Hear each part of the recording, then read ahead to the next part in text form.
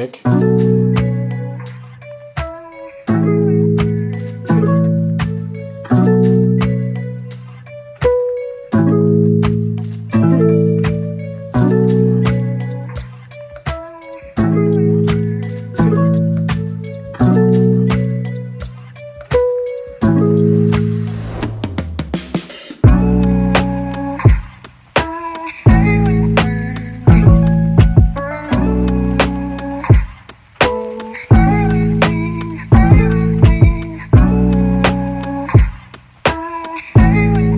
Assalamualaikum warahmatullahi wabarakatuh. Selamat datang di video pembelajaran Pendidikan Kewarganegaraan kelas 11 semester 1. Di sini kita akan membahas bab pertama, yaitu harmonisasi hak dan kewajiban asasi manusia dalam perspektif Pancasila. Baik, langsung saja ke pembahasan yang pertama, yaitu konsep hak dan kewajiban asasi manusia. Hak asasi manusia adalah seperangkat hak yang melekat pada hakikat dan kebenaran manusia sebagai makhluk Tuhan yang Maha Esa dan merupakan anugerahnya yang wajib dihormati, dijunjung tinggi dan dilindungi oleh negara, hukum, pemerintah, dan setiap orang demi kehormatan serta perlindungan harkat dan martabat manusia. Kewajiban secara sederhana dapat diartikan sebagai segala sesuatu yang harus dilaksanakan dengan penuh tanggung jawab. Dengan demikian, kewajiban asasi dapat diartikan sebagai kewajiban setiap manusia. Hak dan kewajiban asasi merupakan dua hal yang saling berkaitan. Keduanya memiliki hubungan kausalitas atau hubungan sebab akibat. Seseorang mendapatkan haknya dikarenakan dipenuhinya kewajiban yang dimilikinya.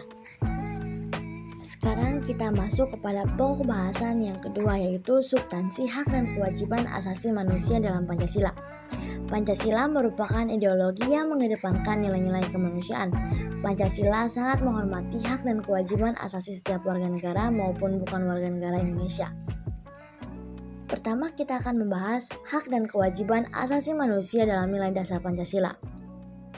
Nilai dasar berkaitan dengan hakikat kelima sila Pancasila, yaitu nilai ketuhanan yang Maha Esa, nilai kemanusiaan yang adil dan beradab, nilai persatuan Indonesia, nilai kerakyatan yang dipimpin oleh hikmat kebijaksanaan dalam permusyawaratan perwakilan, dan nilai keadilan sosial bagi seluruh rakyat Indonesia. Nilai-nilai dasar tersebut bersifat universal, sehingga di dalamnya terkandung cita-cita, tujuan, serta nilai-nilai yang baik dan benar. Kemudian kita akan membahas hak dan kewajiban asasi manusia dalam nilai instrumental Pancasila. Nilai instrumental merupakan penjabaran dari nilai-nilai dasar Pancasila. Nilai instrumental sifatnya lebih khusus dibandingkan dengan nilai dasar. Dengan kata lain, nilai instrumental merupakan pedoman pelaksanaan kelima sila Pancasila. Perwujudan nilai instrumental pada umumnya berbentuk ketentuan-ketentuan konstitusional. Nah, kemudian kita akan lanjut di pembahasan ketiga, yaitu hak dan kewajiban asasi manusia dalam nilai praksis sila-sila Pancasila. Nilai praksis merupakan realisasi nilai-nilai instrumental suatu pengalaman dalam kehidupan sehari-hari.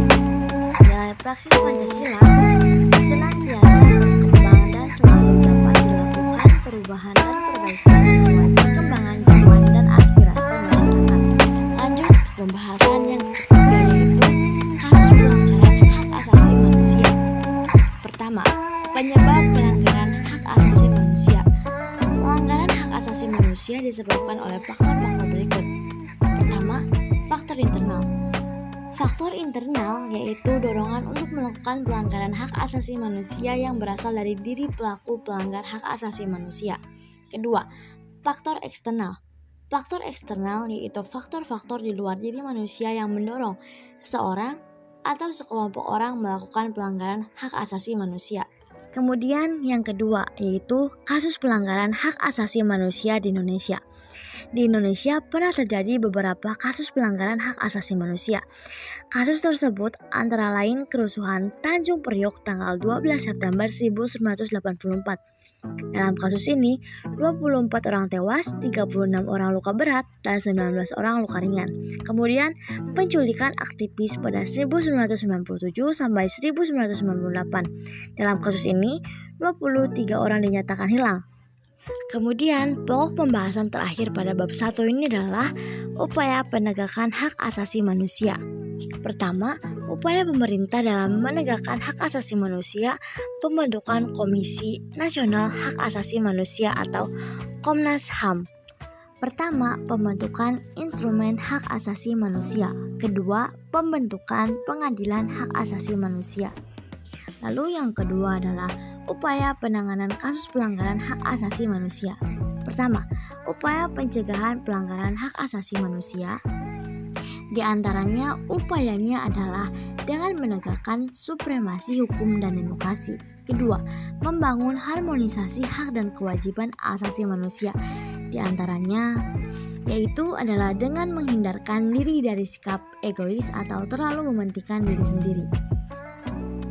Bunga melati harum wangi, wanginya sampai di ujung jalan. Saya ucapkan terima kasih untuk waktu yang telah diberikan. Sekian dari kelompok Garuda. Wassalamualaikum warahmatullahi wabarakatuh.